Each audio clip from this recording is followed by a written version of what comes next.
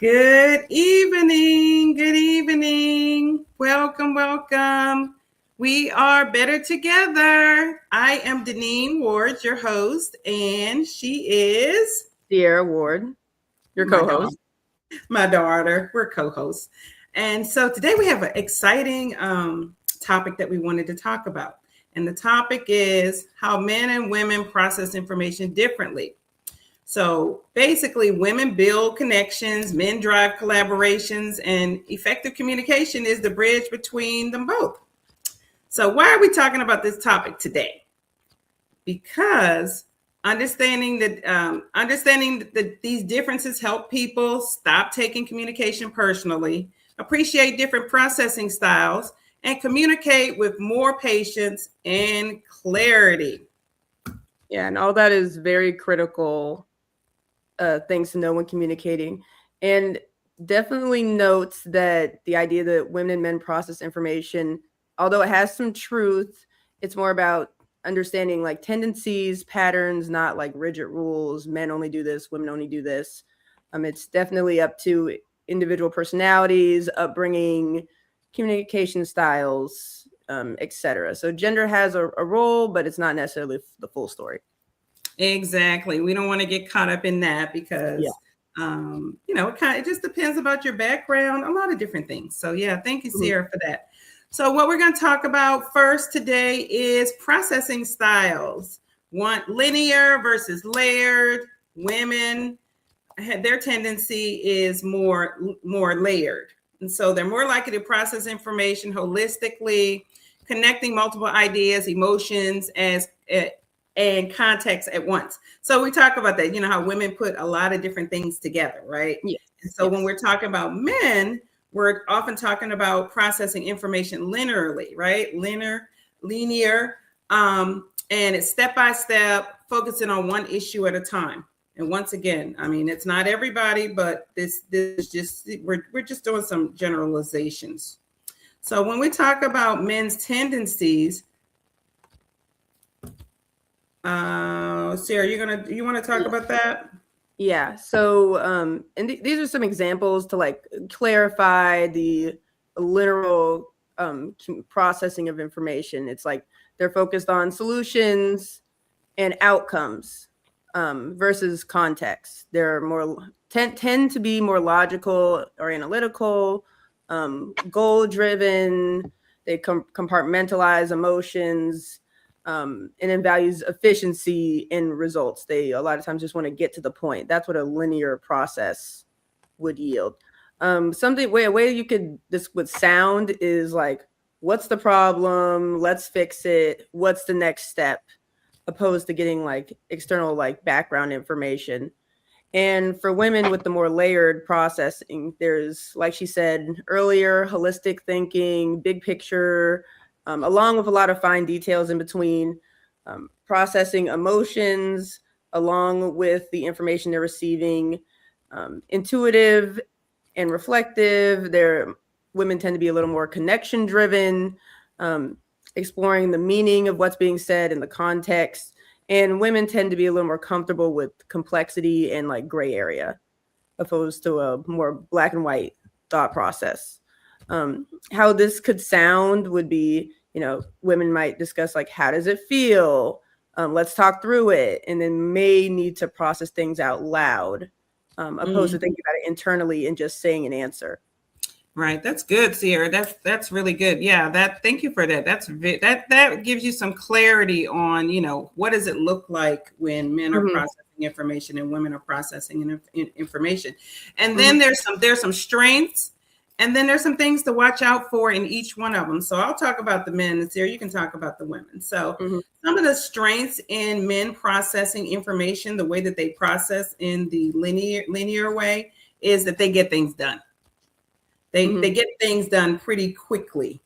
And that's what you want. I mean, when the situation comes up, that's ultimately, we all want to get it done, but men have a tendency, based on the way that they process the information, they can get it done pretty concise. They bring clarity and direction. So they're really focused on, what do we have in front of us? let's work this thing, right? You know, I mean, you see that, and they're like, okay, just I can't do all of that. Just give me this. And so, Yeah. and many times, not all the time, they're strong in decision making because they're trying to get to the end. So they're like, okay, let's do this, let's do that, right? Yeah, which I find like, you know, me and you, we're kind of like that in some instances, right? Yeah, I mean, everything's a spectrum, really, of like, you know, some women are more linear, some men are more layered. So, yeah, we're definitely a little more linear in our thought process. Yeah. Sometimes. I mean, there Yeah. are different things. So, but some of the things to watch out for when we're talking about linear is sometimes when men are thinking, when they're processing the information, they can dismiss your emotions too quickly. Yes. Right. Yes. And what is that? 100%. I mean, what is that? Like, it's kind of like women. Yeah, women feel like their emotions are being dismissed because someone who processes things linearly, like men tend to do, they may try to sift through all the information you gave them just for the start and then the conclusion, like the problem and then what answered it, opposed to everything that happened in between or the details or how you feel about it. So they're trying to fix the problem, but you just want to be heard. And it's like, well, were you even listening to the story? There's this whole thing that happened, and she did this, and they did this, and it's like, well, all they're listening for is the answer, or if there's something they need to do. And when we like what we talked about, I think we talked about this last week. There's so many other factors to consider other than exactly what I'm saying or what we're talking about. I mean, look at my body language. You know, how am I responding to it? So read the room a little bit. But many times you'll find when people are processing information linearly, they disregard all those things and they just try to keep tunnel vision on it. So Sierrah, okay, let's talk about the women's strength, not just women. I mean, obviously the layered strengths. That's what we're going to say. Yes, exactly. A strength could be like building deeper relationships. I mean, we've seen this today, how there's like a male loneliness epidemic. I think men tend to struggle with building connections, where women, the way we have layered communication, we get deeper quickly with more people more often. And that's part of the layered processing. Also like seeing nuances and patterns.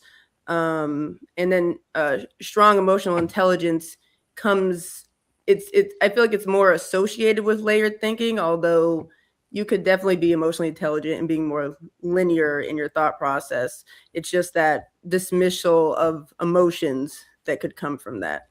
Something to watch out for, and I mean, we've all seen this, is over processing. When you're taking in so many inputs and so much context and trying to be super intuitive, whether you like it or not, about how someone said something to you or why they said it. It could lead to you over processing information and becoming overwhelmed, when a lot of times people are just trying to tell you like something that they just want to tell you the information. They're not looking to you to over process it and give analysis and angles.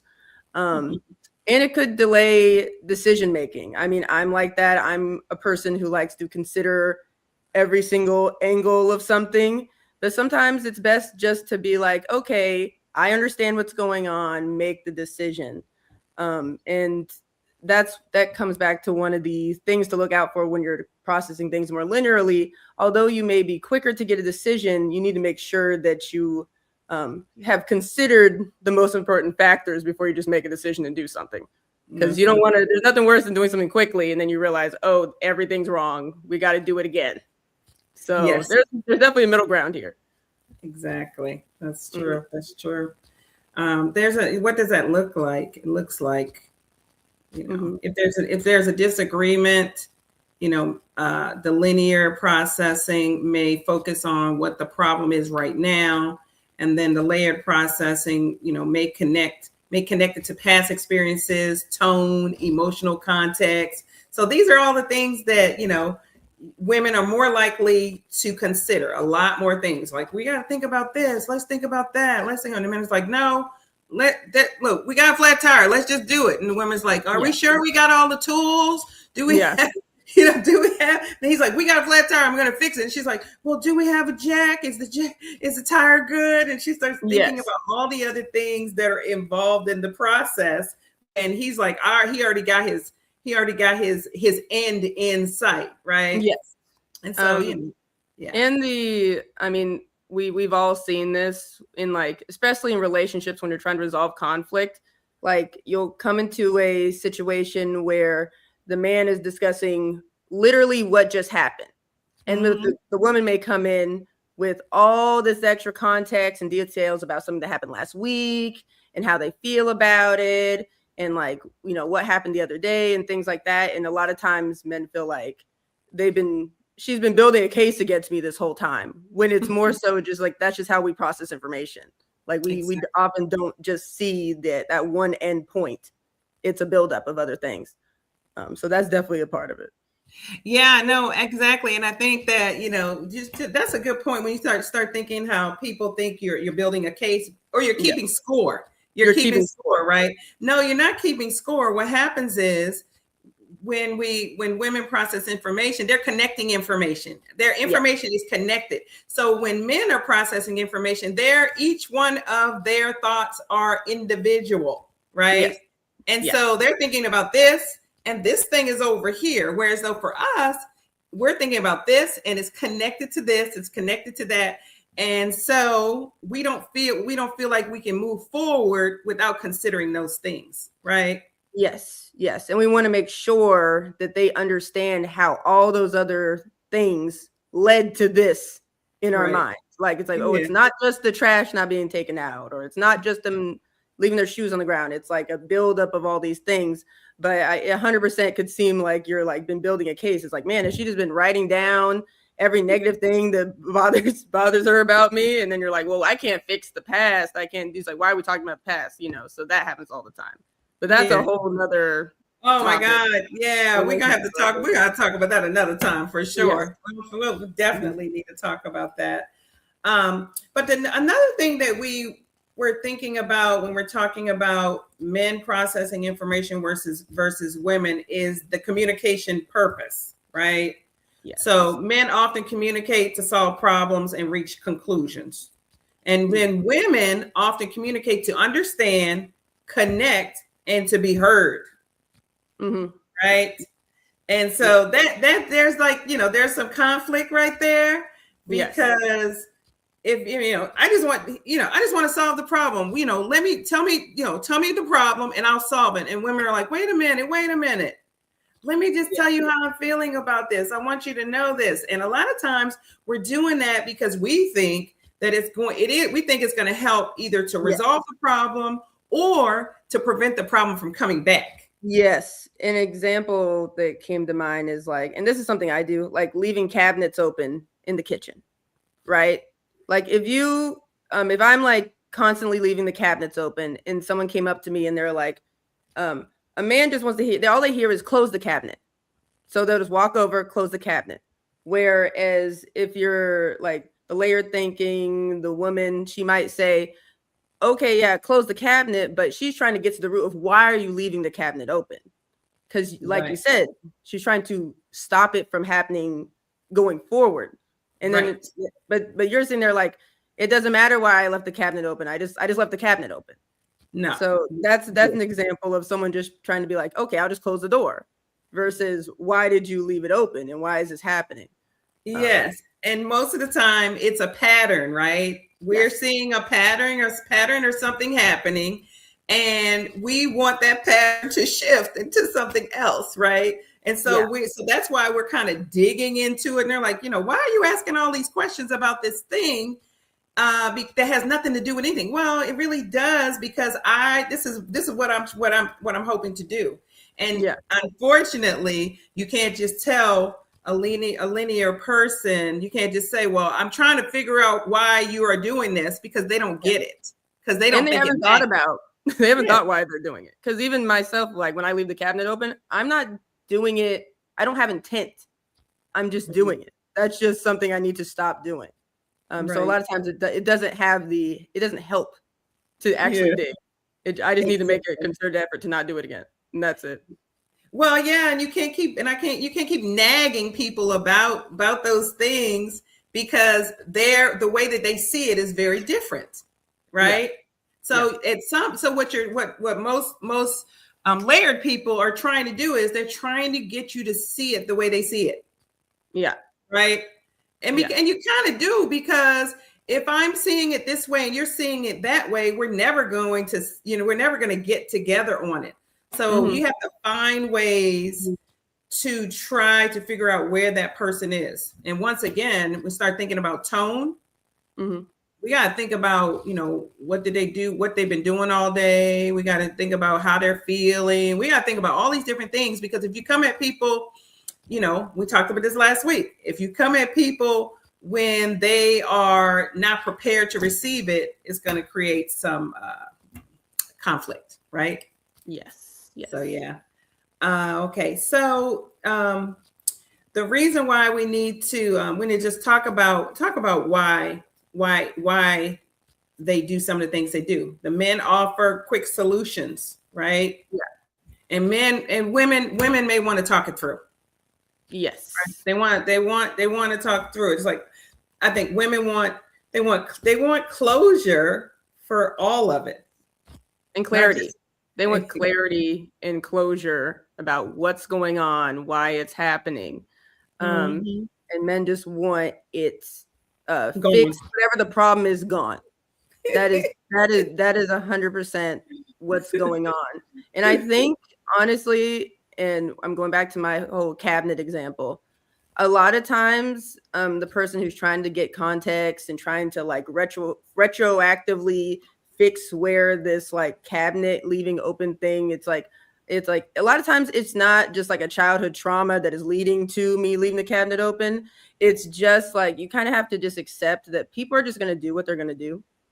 Right. And sometimes you can't communicate your way to fixing it, and you can't context your way to fix it. And you just got to tell them to close it. That's it. And maybe just don't close it for them. Just don't close it for them. Every time it's open, just tell them, walk over and say, close it. And then hopefully they'll get the point and get done having to close it again. And that's it.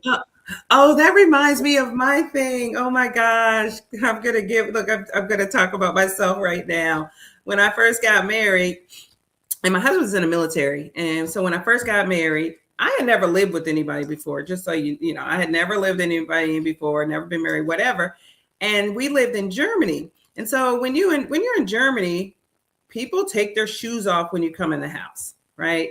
So I come in the house, come from work, take my shoes off and put my shoes nicely by the door, and then go into the room and do whatever we're going to do, maybe change my clothes and get ready to go out and do whatever I do. So I change my clothes, get ready, go out, do whatever I'm going to do, and put on a different pair of shoes. Go out, come back, take the shoes off, put them by the door, nice and neat. So now I got 2 pairs of shoes by the door. Yeah. So now my husband looks at me. Now, mind you, I had never lived with anybody before, but he this was his second marriage. He looks at me and he says, "How many pairs of shoes are you going to leave at the door?" And I say, "Those shoes are not bothering me. So if they're bothering you, you might want to do something," being a smart mouth, because I'm used to, I'm used to having things my way or whatever. And so that could have been a great opportunity for us to have some conflict, right? Yeah. But what my husband did was he moved the shoes to the closet. So he solved the problem, not by trying to fix me or to get me to do it the way he wanted me to do it. He just solved it because it was bothering him. So that was really nice. I love that. Because sometimes maybe that's all it takes. Yeah. Sometimes if it's bothering you enough, just fix it. And it's better than having this discussion. Because if you think about your shoe issue, it wasn't based upon anything. Right. It was a preference for him. Yeah, it was a preference. You're just like, oh, this works for me. It doesn't bother me. And that's it. Well, I mean, ultimately, guess what happened? When he kept putting them away, I started putting them away. There you go. Sometimes, sometimes it works and everybody's happy. Somebody might grow. Somebody might change their habits or whatever. So that was just one of my examples. I remember that so clearly on that. So yeah. Anyway, thanks for sharing that, Sierra. That's kind of funny. Okay, so the next thing that we're going to talk about, Sierra, you're going to take that about processing speed and reflection. Yeah. So another difference is in processing speed and reflection. Men, like we said earlier, men may respond more quickly, especially when focused on a specific task or solution, when it's like really dialed into what they need to do right now and the steps they need to get there. They are quickly to respond. Whereas women tend to take more time to process because they're considering more variables, like we're talking about the strings that bring things together, the associations. It's kind of like those crime scene shows where they have like a photo here and a photo here and they're stringing things together. Like that's how a layered processor is thinking. So I feel like I see this a lot at work specifically. Like you'll be at work and the men there are, someone will bring up a problem or a task. And the men typically are a little more willing to immediately say, yes, I can do it, or offer a solution when they have never, and a lot of times it's something they've never done that task and they haven't really thought about it much about how it's actually going to work. They're just like, I'm just going to say, yep, I'll do it and just give it a go. And then like fail in the behind the scenes and then take, and then it's like, it either works or it doesn't. Whereas women, we're like, we want to ask a follow-up question. We want to ask, has anyone else doing this? How was it done before? Has anyone else here done it before? Like we'll start like looking into the details to see if it's something we think we can feasibly do. Whereas me, like the woman in the situation and the man in the situation probably have either the same amount of knowledge or ability to complete the task. It's just one is like considering all these variables and the other one's like, oh, just give me the Excel and I'll look into it. And they have no idea. That is an excellent example, Sierra. That's a real example just right there. As soon as you said it, I started thinking about it. I'm like, yeah, you'll see that. And then what happens is the men are sitting over there saying, why are they, wasting all this time with all that information? And the women are like, wait a minute, we haven't talked about this yet. We haven't discussed it. Yeah. And so, that's a great example for sure. I mean, that's like that's an on-time example of how it works for sure. Yes. I love that. And that just kind of leads us to like emotional integration, right? And so sometimes men compartmentalize emotions, separating their feelings from facts, and women often integrate emotions into how they process the information, right? So I guess, and then, so clearly we have to be, we have to really discuss this, that doesn't mean that one is more emotional than the other, because people have a tendency to think that that layered people are more emotional than linear, or women are more emotional than men when it comes to processing information. It doesn't necessarily really mean that. I mean, because sometimes we're more more on one side than we are on the other side. It just kind of depends. But what it really means is emotions are used differently in thinking, because we all have emotions, right? Yes. And so, Sierra, you want to talk to us about emotional intelligence? Because that's a big, every time you turn around, people are talking about, oh, I want somebody that's emotionally intelligent. I want somebody, and then you're just like, what are you talking about? What is that? A lot of people don't understand what emotional intelligence is. And from what we've been talking about, you can make assumptions about, women are naturally more emotionally intelligent, or men are, based upon because, women tend to put their emotions into their thought process more like, that's a specific part of their thought process, whereas men compartmentalize it. Like, it's like the emotions are over here, the logic and reason and what they need to do is over here. But either can be very emotionally intelligent. Like, you can have a layered processing and be the most emotionally unintelligent person that's ever existed. And specifically, emotional intelligence is the ability to recognize, understand, manage, and respond to emotions, both yours and others, in a healthy way. This shows in ways like being self-aware, being able to regulate. When you're angry, do you throw a chair at the window? when you're sad, do you crash your car? Like that's usually like those are things. And really you have to understand, like, someone who's emotionally intelligent is someone who understands what motivates them, has empathy for others, and could have like social skills. I mean, you can have social anxiety and still have empathy in social situations and listen and try to communicate effectively. Mm-hmm. Also, people who are emotionally intelligent like tend to handle conflict better, generally communicate more effectively, build stronger relationships, and can lead to making better decisions under pressure. And looking at these things, I mean, you can naturally make associations between certain aspects of being emotionally intelligent and like linear or layered processing. So that like that's a broader umbrella than just, how people process information. Yeah, no, absolutely. I think, yeah, that's like a buzzword, today Yes. everybody keeps talking about emotional intelligence, and Yes. you're just like, and so I'm glad you brought that out, because I think that people want to know. I think people really want to know, what that is. And so now Mhm. when somebody asks you, are you emotional intelligent? All you have to ask yourself the question, are you self-aware? Are you a Mhm. person that knows, how you're feeling, how things make you feel? Are Mhm. you that person? Do you know how to self-regulate yourself? Do how do you control your responses? Right? Yes. How Yes. do you do that? Mhm. What's driving you? Know what your motivation is, what's driving you. And then Mhm. the empathy, how do others feel? Do you need to be concerned or consider how others feel? So, Yes. and then the social skills is, how do I handle relationships? Yeah. Right. And Mhm. so, those are the things that you need to ask yourself if you want to know if you're emotionally intelligent, right? Mhm. Yeah, because that's the Yeah. question. Because some people, I'm emotional intelligent. I want somebody emotionally intelligent. Well, here's some specific guidelines on some of the things that you need to Yeah. think. But something about the back to the emotional integration with like men typically compartmentalizing emotions versus facts. And we talked about this earlier, how me and you tend to lean a little more towards like a linear thought process. I Mm-hmm. had a mentor at work once where we would go on teams and we'd have our little one-on-ones, and he would ask how I was feeling.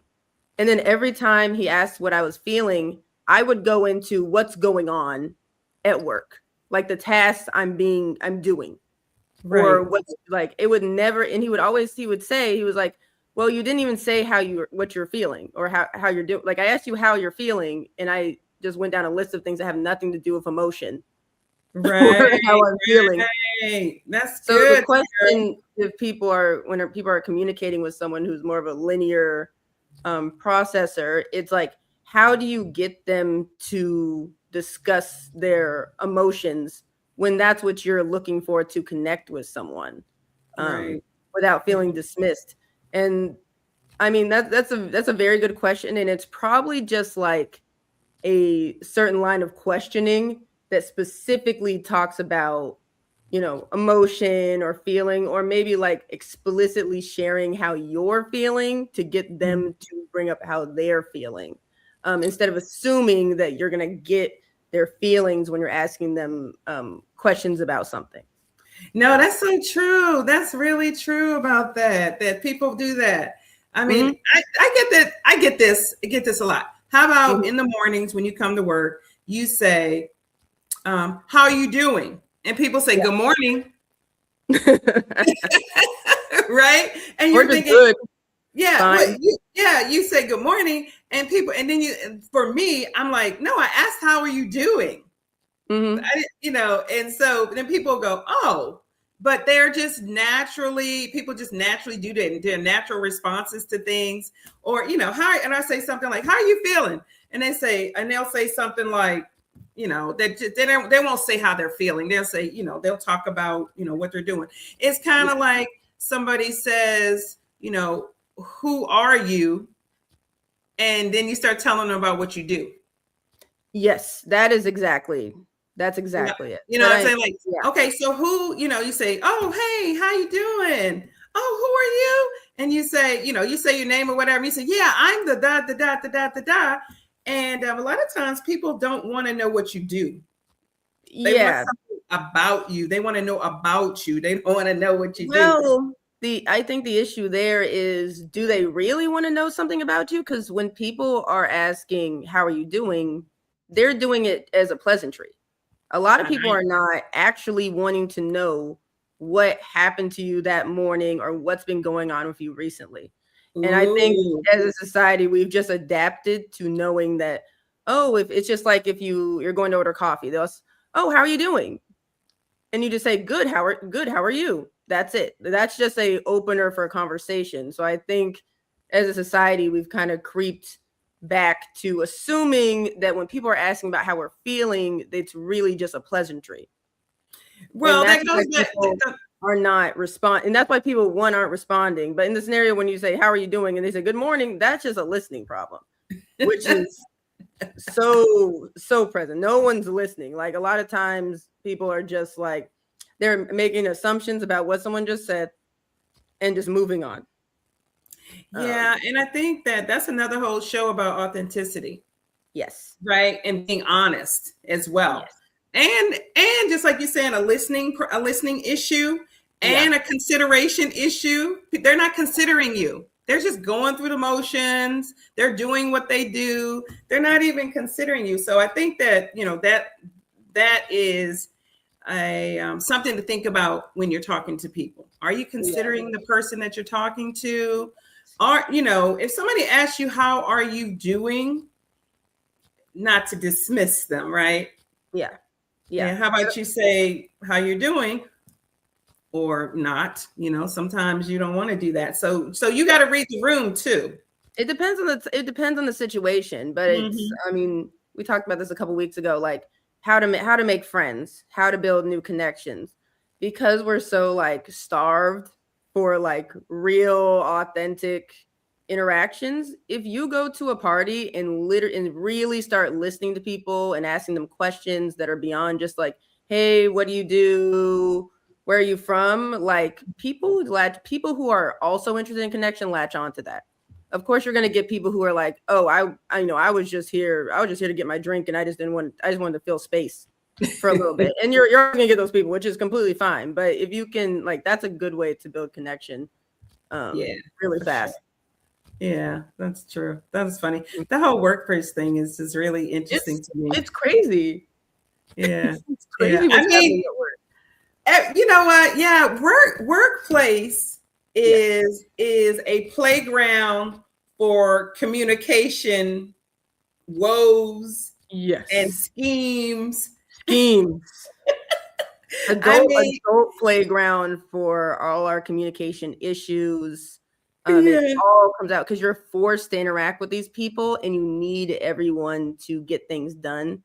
It's like, it's unbelievable. If you sit at work and you really start like soaking in what's going on, like specifically with the answer about people who are more just like like what's the conclusion? How do we fix it? Like a lot of times you'll perceive that person as like, man, they're really high functioning. They know what to do. They're really smart. But then you'll speak to that person behind the scenes and it's like, oh, okay, how are you how are you going to do this? And they have no idea. They just were like, I'll figure it out. And a lot of times they'll go ask the person who was asking all the questions to help them get the task done and then take the credit. So, I mean, in interviews is really just, it's a playground of like the scam and schemes of people who can just tell you that they're like, yep, I do this, and this. And it's like, they've never done any of it.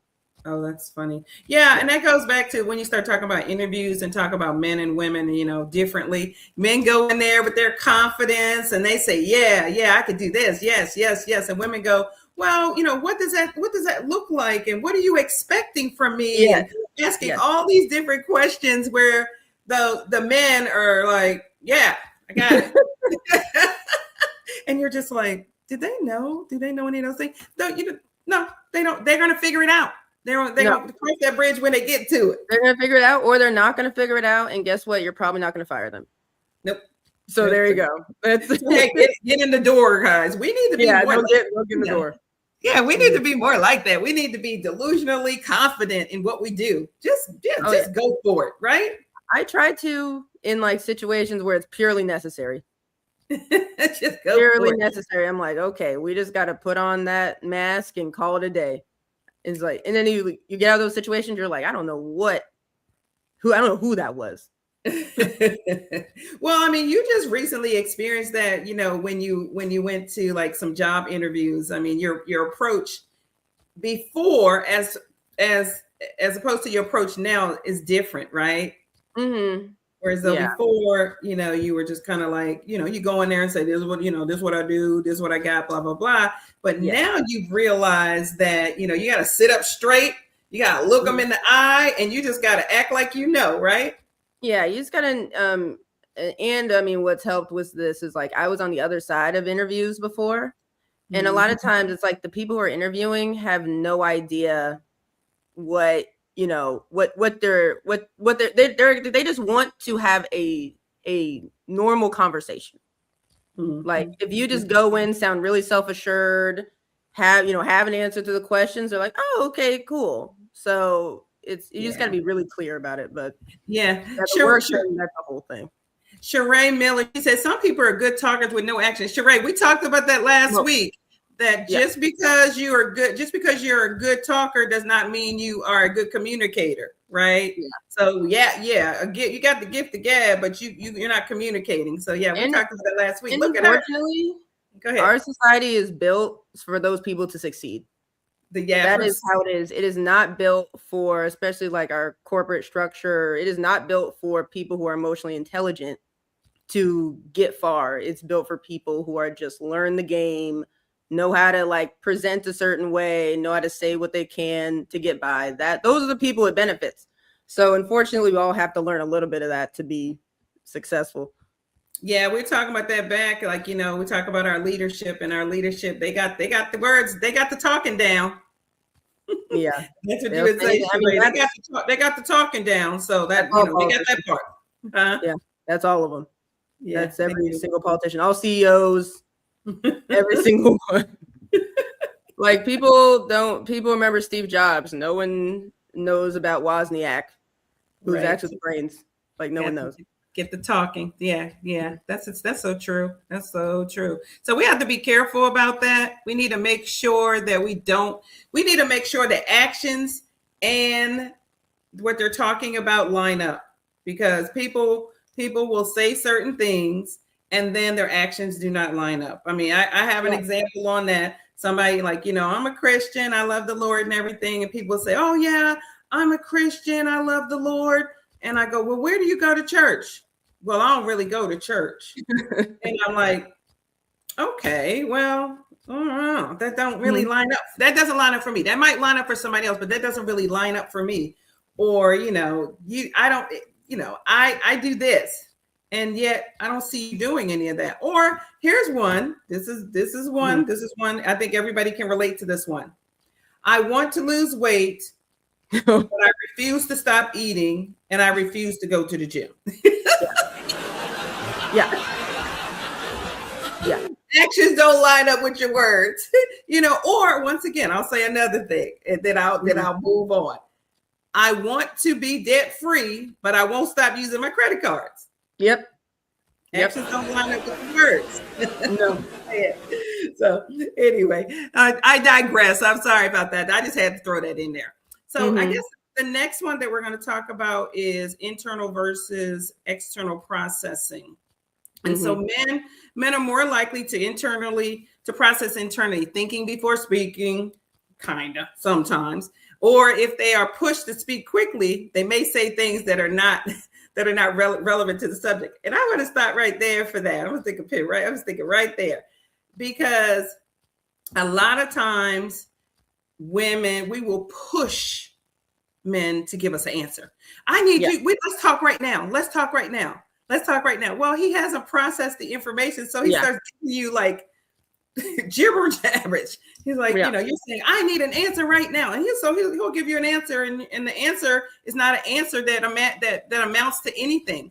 And so it's really important for us that when we're dealing with a linear person, man, most of the time, that we give them a chance to process the information. So if you need an answer from me, if if I did something that you don't like or whatever, just tell me, say, can we here's what I need, here's my information. And we can talk about that when you're ready to talk about it. Give them a chance to process the information and to think about it, because if you come at people like right now and they haven't processed it or anything, it's not gonna be productive. Yeah. And like something I've seen from this, like this actually cleared up a lot for me.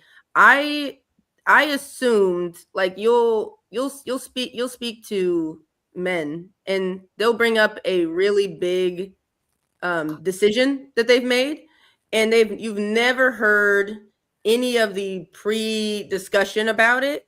It's just the final big decision that they're making, right? Right. In my mind, I thought, man, they must have not thought about this at all. They haven't considered it as aggressively as they should have. They haven't thought about this. They haven't thought about this. But this cleared up that it's like they could just be internally processing it, keeping their cards close to their chest, considering it on their own time until they get to the final decision that they're bringing up. Now, the danger of this is if you're in a relationship, or even if you're making big decisions at work, if this is how you're operating, you're assuming like you're not bringing people in to that decision if other people have to be considered. Of course, if no one has to be considered, it doesn't matter. But if you're at work, it's like you'll see this at work. Your manager will be like, "Oh, we're gonna do this. We're gonna do this," and you're like, "That's a big overhaul. Like that's gonna take a lot of man hours and time and effort."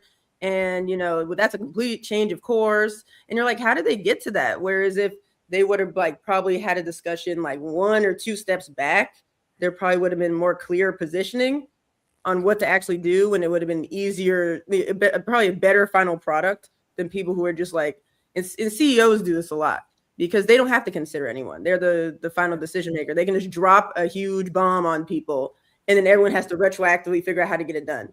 So that's an interesting part about the processing things internally. I think so too. I also think that if you want buy-in, then people need to feel like they were considered in some form or fashion. They don't have to have had a part in the decision making process, but they want to know that they have been considered. So yes, even when like you said, even when they're making these decisions, there's 2 sides of it. One, you have to make sure that you know who you're talking to. You know that this is a person that makes sound decisions. So you're not going to say, well, have you thought about this? Have you thought about that?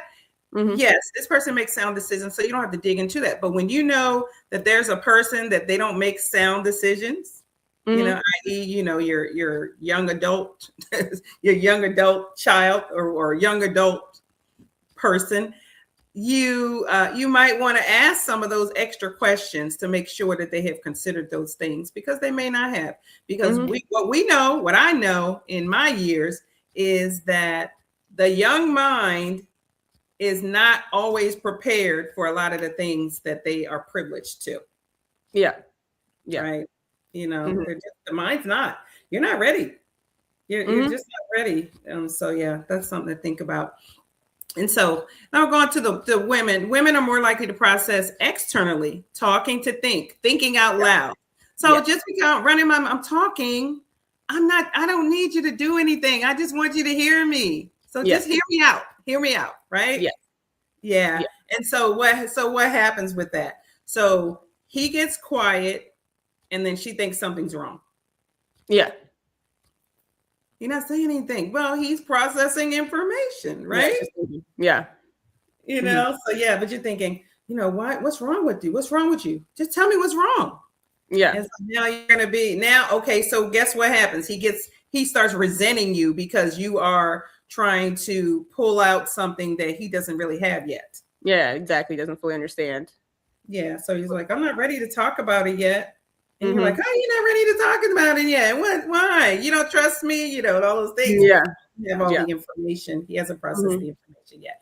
And then the other thing with her is she's like talking it out. He thinks she's overanalyzing, but really what she's doing is connecting the ideas, right? Yes.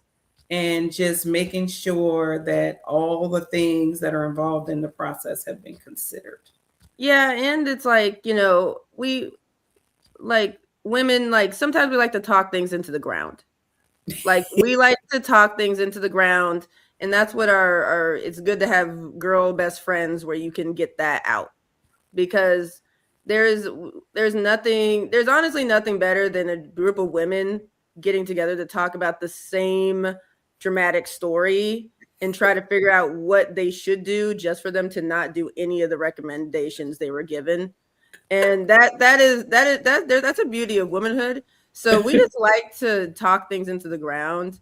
And if you're with someone who's just not that, because I see this all the time at work as well, where us the women, we're talking about like some wild thing that's going on or relationship woes, and the men there are just like, just block him. Exactly. Just ask him what he's, tell him to get away from you. Just stop it. It's done. Stop. Yeah, don't continue. Don't do this. It's over. It's over. That can't continue. This is crazy. And then the girl's like, well, blah blah blah. Well, what about this angle? And what about this angle? And what about this angle? And what about this angle? And then what if I do this? Like we do like talking things into the ground. And I mean, by the time, and this is like kind of a different topic. By the time a woman's come to a conclusion about something, she's discussed it every single angle a lot of times with her friends several times. And those friends are also looking for updates. So once one step decision has been made, they want to discuss how that decision went and then the next one. So like we've discussed it with everyone. So it's no secret. Just know it was not made. But here's the thing. That's why women need to have women friends, because men don't want to hear that. No, they're tired of it. They're like, okay, you done talked about this and talked about this and talked about this. I'm tired. I don't want to hear no more about it. They don't have. That's not their bag, and that's completely fine. But they want to hear a little bit of the gossip. They want to hear the cliff notes of the most dramatic pieces, and then that's it. They don't want all the details. So, ladies, they don't want all the details. Just give them the tea. Just give them the juice, right? Yes. Give them the meat. Right? That's and it. Men, can you just give us a little bit more? Can you just give us a little bit more? I just need a little bit more. I don't need from A to Z. I don't need you to give me A and give me Z. Can you give me a little bit of E, F, G? A little bit of detail. Like we need a little bit of detail, especially if it's like juicy. Like we want to know what happened. Right, exactly. That's too funny. I mean, men are from Mars, women are from Venus. That's another whole show we can talk about. We can talk about that, because when you start understanding how men think and how men process and how men, operate, and you understand how women operate and that we're different, but we understand it. Yeah. Guess what? We're going to be better together, right? That's what it said. So the next one we're going to talk about the focus versus multitasking, Sierrah. Okay. Yeah. So men often prefer single task focus. So it's one of those things where we're always like, oh, women are better multitaskers than men. Men want to focus on this one thing that's in front of them, start it, get it done, move on to the next thing, where women often juggle multiple streams of information at once. It's like, oh, I'm doing this over here. I'm writing this over here. Once I do this, that's how women operate more so with their focus. What's it called? Yeah, no, that's true. Sierrah, she said, men don't have the patience women have. Once they give you advice, they expect you to handle and move on. Yes. Exactly. We already talked about this. Why what? You still on that? You haven't got to get over it. Get over it. That's what that's like. They're like, get over it. You're like, that's so true. Yeah. That's why I say you got to have some good girlfriends, because just like Sierrah said, we can beat it to the ground. And then they want to hear it. They want to talk about it over and over and over. It. Right? So that's why we gotta have some girlfriends. They need to have some guy friends. Make sure your man has some guy friends, because you don't want to do that all the time. And you don't want to do that all the time. It makes for happy relationships when you have like a balance there. So go ahead, Sierrah. The important truth. Important truth about it. Okay. Like, yeah, the important truths of all of this really is that, like I said earlier, these are general patterns. They're not rules. They're just good ways to try to like understand what's going on with, how people are processing information. Like for example, some men are highly expressive processors, like they're making connections, they're including emotion in their thought process. And then some women are very solution focused and linear, like we said earlier. Me and my mom, we're a little more linear. Like sometimes I come to her and I'm just like yapping and she doesn't get it. She's like, "Oh, just mail it off. Like just be done. What are we talking about?" And also your personality, experiences, and emotional intelligence matter more than general gender alone. So you can't just assume that, oh, this guy's a man, he's gonna process information this way. A woman, similarly does the same thing. um, Something to consider is, oh, it's like he's not ignoring you, he's processing internally. So those are some good kind of like therapy speak. And it's like she's not overreacting, she's processing out loud, which is Right. so funny. Exactly. And see, the goal is not to choose one way or the other. The goal is not to choose to be linear or be layered. It's a balance, it's a balancing act, right? Mm-hmm. Sometimes you decide and act, sometimes you feel and understand. And together you can understand deeply and then act wisely, right? The best outcome happens when you create space to be heard and the others bring direction and resolution. So the bottom line is we are better together. And that's a wrap for today. So I wanted to just kind of remind you guys of our shows, our other shows on Mondays. We have another show on Mondays, The Corner Truth. On every other Tuesday, we have a health and fitness. On Wednesdays, we have the original Legends of the Past and the Future. That is the meat and bread. That's the meat and bread. Potatoes. Meat and butter. Potatoes. Meat and potatoes. Okay, that's the meat and potatoes of the show and the foundation. So tune in on Wednesdays, 8 p.m. I'm actually a co-host on that, so I would love to see you guys. Also on Sundays, remember, it's going to be me. Actually, next Sunday, we have a treat for you. It's me and my daughter, but my daughter's not going to be here. So it's going to be me and a Gen Z, right? Is he Gen Z? A mystery guest. Yeah, mystery guest will reveal. Well, we got a Gen Z person coming in next Sunday, and they are going to give you some insights that you haven't heard before. So we're looking forward to seeing you guys. Remember, like, share, and subscribe. We're better together.